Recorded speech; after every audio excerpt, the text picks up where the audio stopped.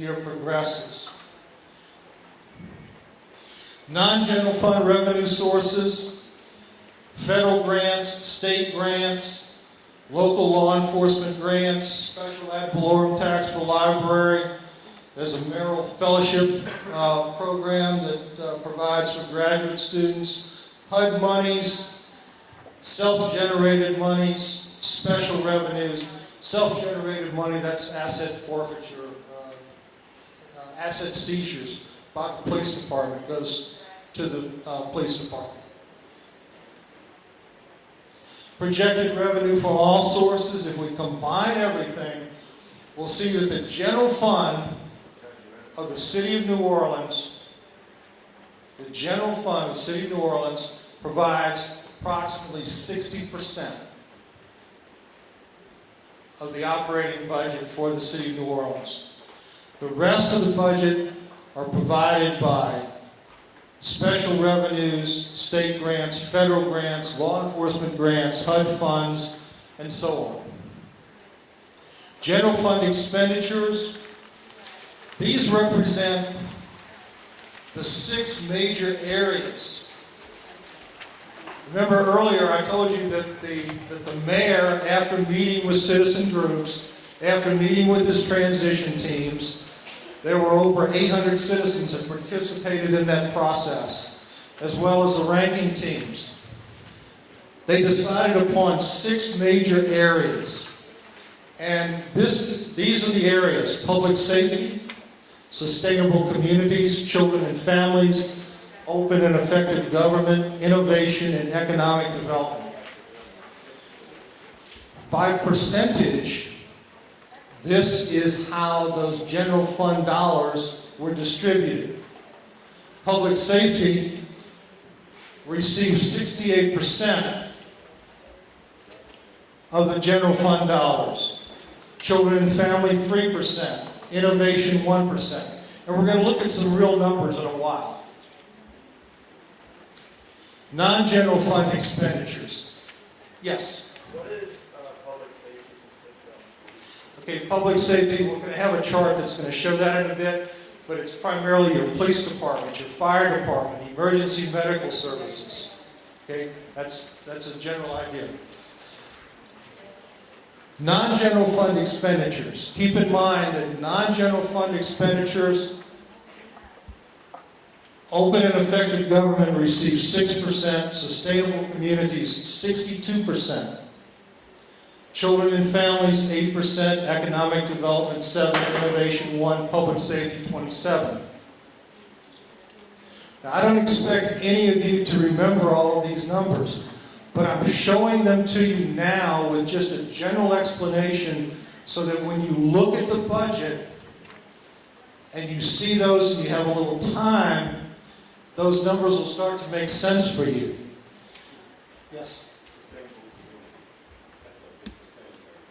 Yes. Yes. Would you repeat the question? Yes. He's asking the question: sustainable communities received a lot of the non-general fund dollars, and he wanted to know if that would be broken down later, and my answer is yes. Projected expenditures from all funds. Keep in mind, general fund, non-general fund added up to $805 million. Personal services, that's salaries and so on, received 39% of those dollars. Other operating expenses, 49%. So that kind of gives you an idea of in what major categories all funds go into. These are some real numbers for you. This is your $488 million in general fund. This is your $317 million in non-general fund. Those two numbers combined equal your total operating budget. These are the sources of your general fund revenue. Sales tax, as you can see, contributes the lion's share of your general fund dollars, $145 million. You have other financing, property tax, license and permits, service charges, fines, and so on. On the non-general fund, these are the sources of your non-general fund dollars. I have a question on the last slide. Yes? Do you know why the non-general fund revenue in 2011 is so much lower than 2010? Well, if you look at the difference, you'll see in other federal grants. And that's the major difference, and that comes from, if I'm not mistaken, post-Katrina type federal grants that went to the city of New Orleans. We don't have those post-Katrina grants, so that's why you see that difference there.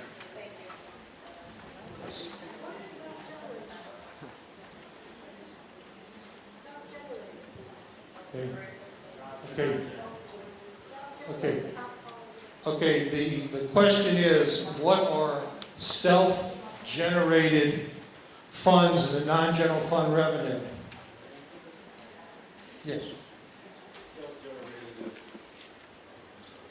Self-generated funds come from asset forfeiture from basically police issues. When they get funds from a seizure of drug money or that type of thing, that's what that's for.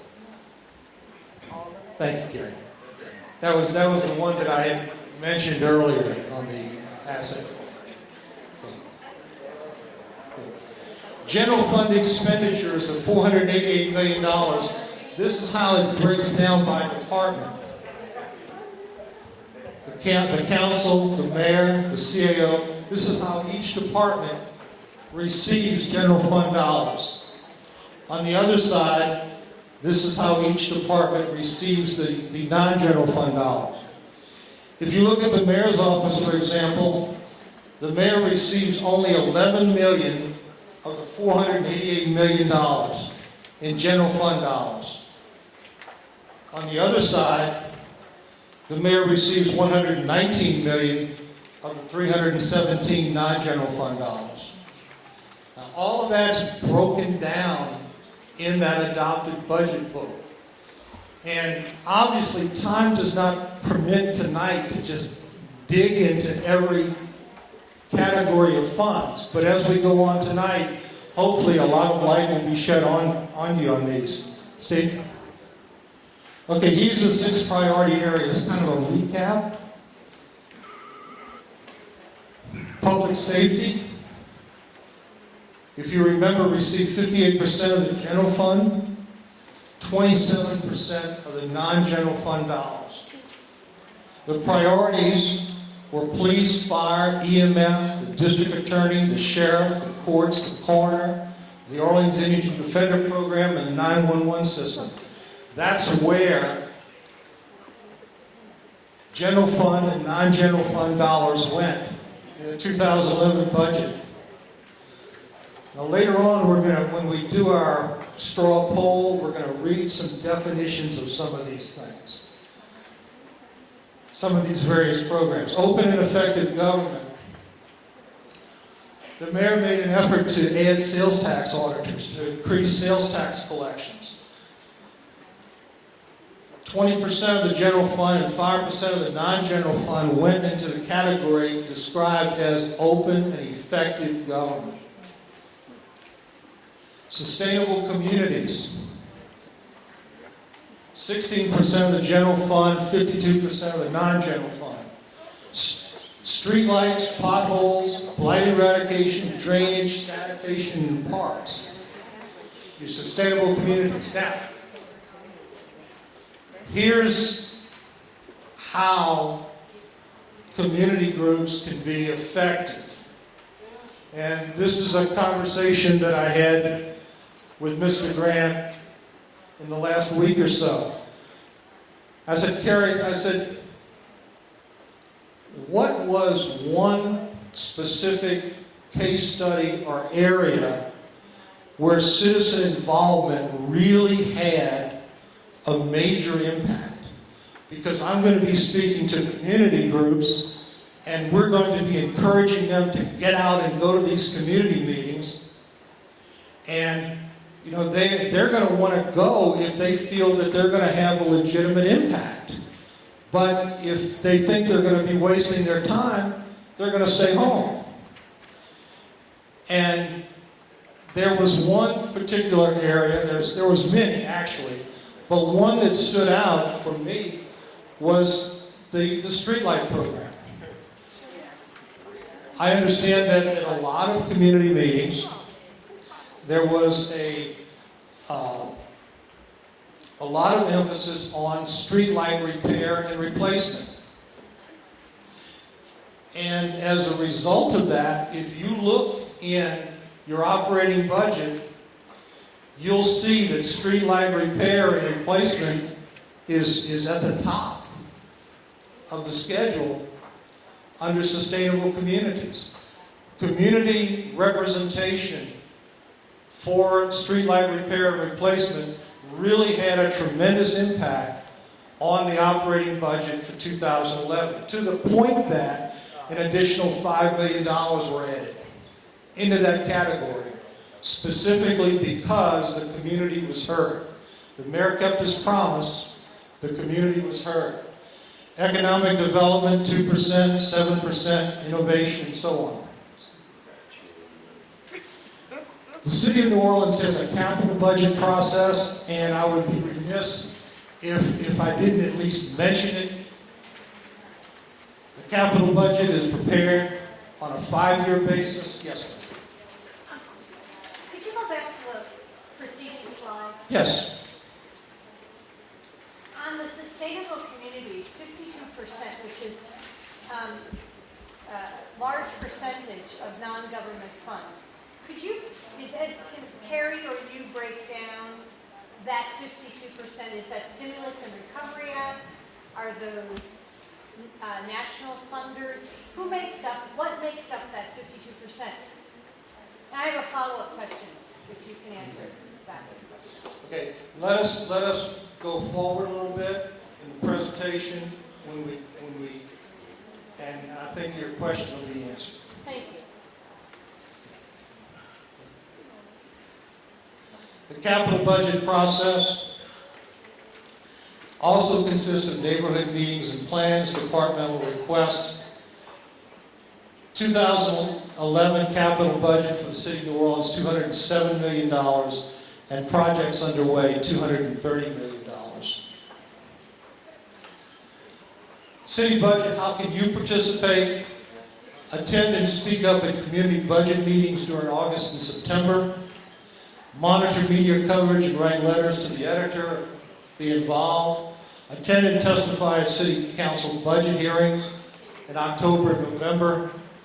And review the adopted budget, www.nola.gov, mayor home, okay? Or home mayor, actually. And then you'll be able to click on operating budget, and the operating budget, as I said earlier, is 500 pages. But you can go through and see specific projects.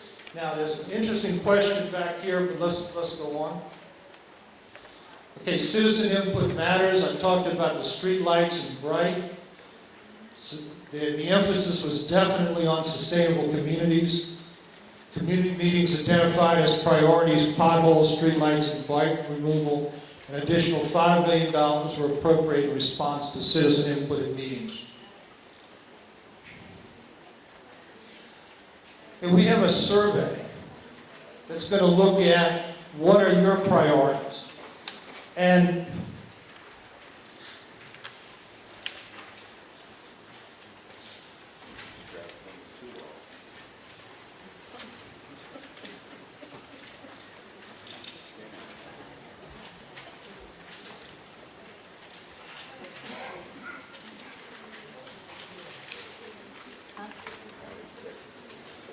okay, let's look at the definition of a few of these areas. This one. Before we move on to explaining the survey and our priorities, could you or Carrie tell me why there's such a low percentage devoted to children and families that are, since they're already in, as it relates to also supporting the mismanaged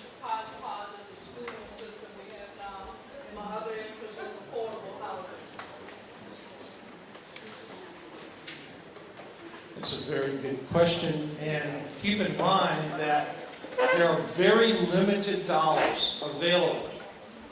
And let me answer it in this way and see if this makes sense to you.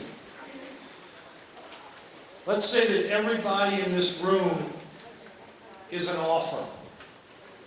Okay, everybody in this room, because remember I said that departments submitted almost 400 offers to the city administration, almost 400 offers. If everybody in this room is an offer, there's only $805 million that we can spend. I can assure you that the offers, the total amount of the offers, added up well in excess of $805 million. So what happens is the programs that get funded are the programs that are prioritized in perhaps another area, be it public safety or be it sustainable communities.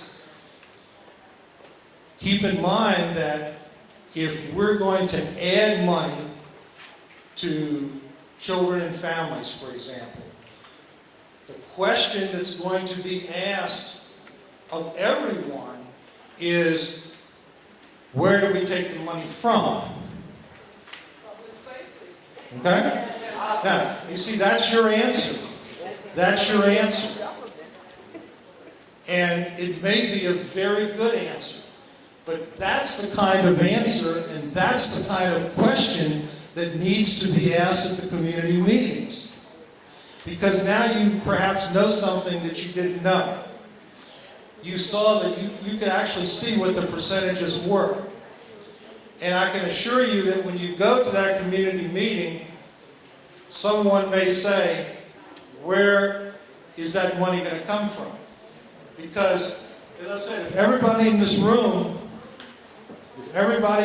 is an offer, and I ask the funded offers to stand up and the non-funded offers to stay seated, for a funded offer to stand up, for a non-funded offer to stand up, a funded program would have to sit down equal to that amount.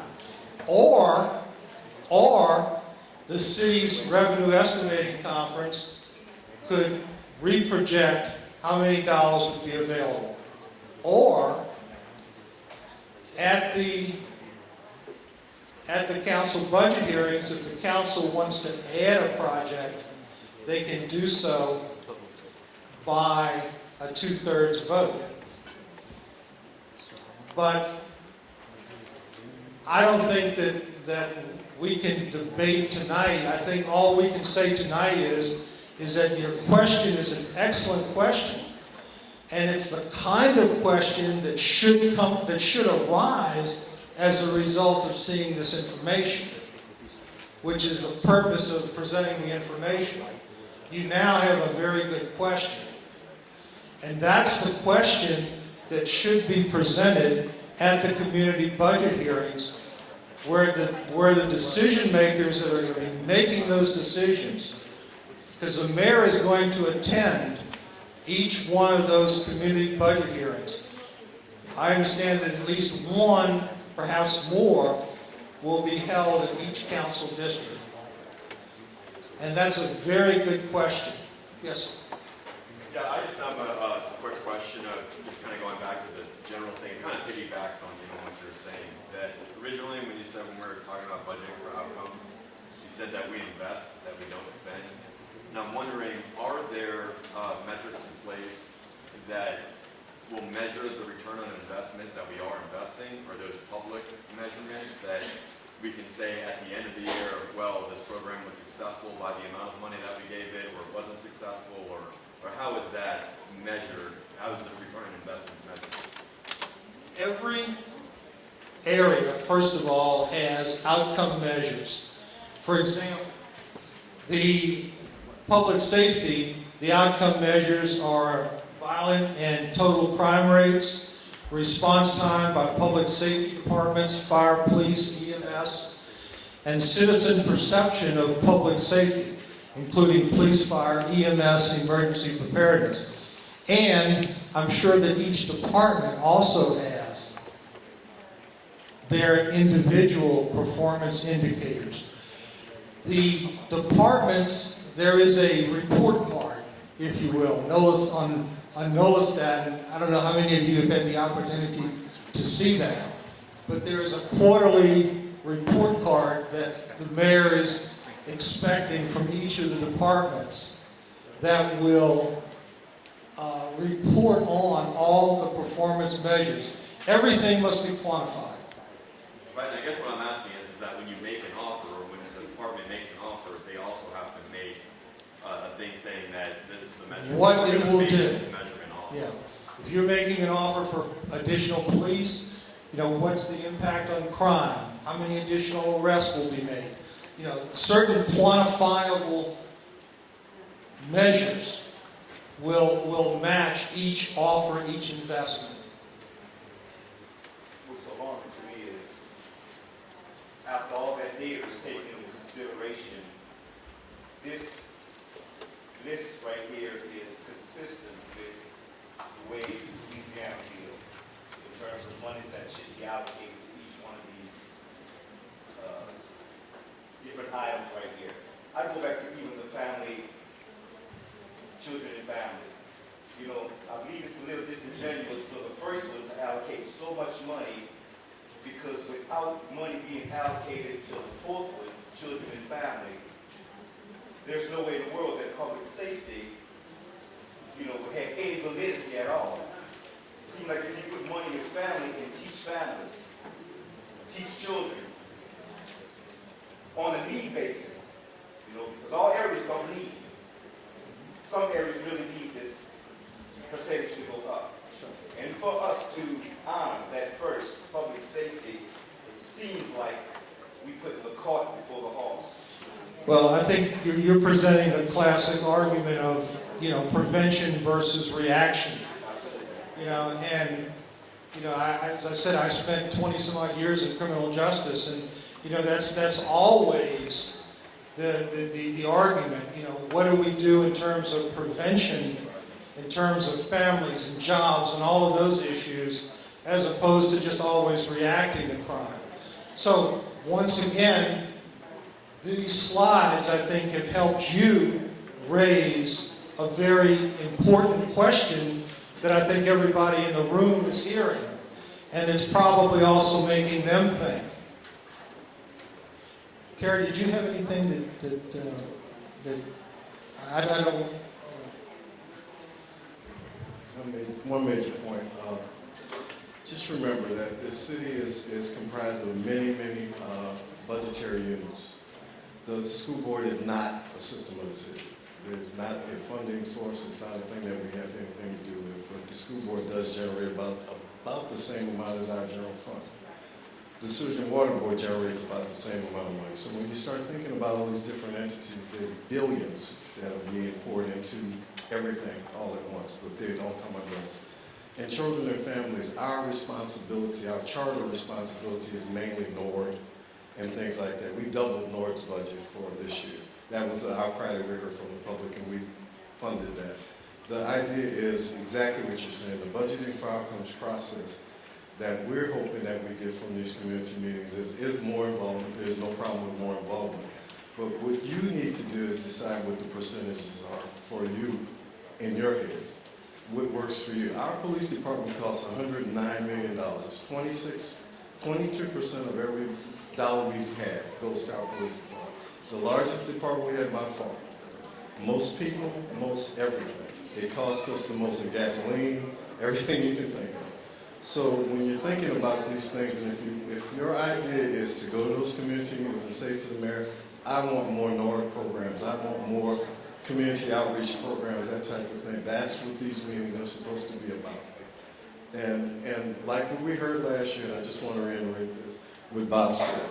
We know about the streetlight issue. We have a lot of issues post-Katrina with subsurface problems with streetlighting. But we also heard from the people, we thought we'd hear more about crime, more about this.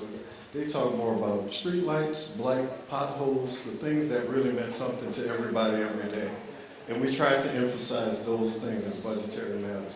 The stuff that you saw in sustainable communities, and I'll just answer that question up front, most of that funding is disaster CDBG money that is set aside from the federal government and FEMA money that has to do with operating things that we're getting from them.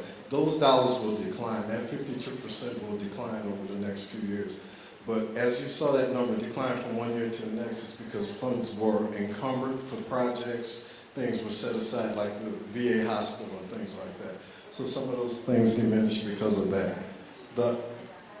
The idea, though, what I'm really trying to get at is, what I'm here for is to hear what you're saying. I want to see all of you at those community meetings in your area. We had one here last year. It was well attended. There were some really good questions. We bring all the directors with us. Everybody's there. So if you have particular issues that aren't budgetary, the mayor encourages you to talk about those as well. But be thinking about this process as we go forward. Just as I said, because what you say is a priority is what we're going to fund. You just now mentioned something about sewage and water board Yes. not being part of the budgeting process of these. They are not. What is interesting is we pay service fees to NJD and all of these people because of the manner in which the city collects the dues and taxes and all. Why is it not possible that they're not a separate political jurisdiction? Why shouldn't their budget process be part of yours? They're actually. Can I just talk for 1 second? Because we really want to keep this a meeting, not a city meeting. There's going to be opportunity for people to ask questions of city officials, but this is for people to ask their questions so that they can understand the budgetary process in general. I'm sorry. So that's all right. I know we have a lot of questions from city people, but we want to get through this so that everybody can ask the questions they have of learning about the budget process. One thing I would like to say about that, they are actually a separate political subdivision of the state. They are actually set up through state legislation. They are, the mayor is the ex officio president of the board, but they are actually a separate entity, which is why they aren't under our process. They would come under my office if they were. The one thing I want to say, and then I'll is that our performance measures that one of the people asked about have been published. They are out on the website. We are following up. We had those performance measures from last year. We are using them as measurement about what we're going to fund next year. So they are out there. We're doing the second quarter measurements right now. Thank you so much, Kerry. I think it's excellent that Kerry is here tonight, giving his time and really just, I appreciate very much his input. But the purpose, as Linda stated, was tonight was to help you decide what kinds of questions should be asked, and then to want to be engaged at community meetings, asking those questions now that you have an idea what happened in the 2011 budget. See, now you know what decisions were made last year. You know the decisions that were made by the administration. You know that those decisions were approved by the city council. You know where the monies are in 2011. That same process is undergoing now. So you want to make sure that if you have concerns about what you see with the 2011 budget, that you attend these community meetings and voice those concerns. Yes.